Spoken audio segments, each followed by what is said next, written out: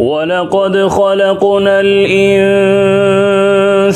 ونعلم ما توسوس به نفسه ونحن أقرب إليه من حبل الوريد إذ يتلقى المتلقيان عن اليمين وعن الشمال قعيد ما يلفظ من قول إلا لديه رقيب عتيد وجاءت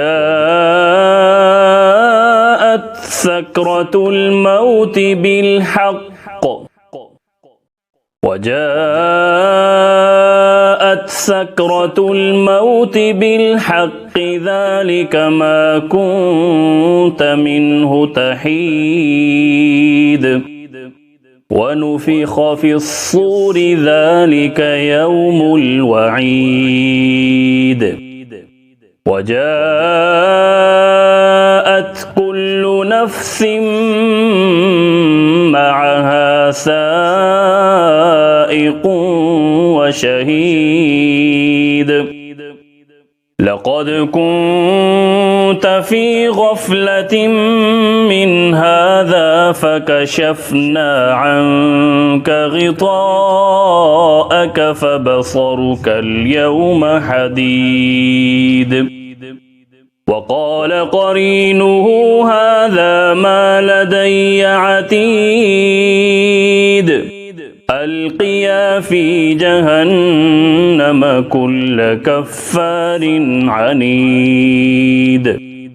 مناع للخير معتد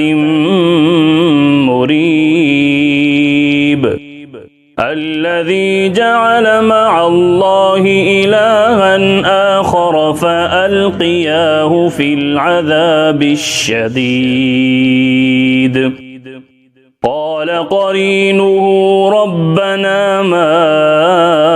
أطغيته ولكن كان في ضلال بعيد قال لا تختصموا لدي وقد قدمت إليكم بالوعيد ما يبدل القول لدي وما أنا بظلام للعبيد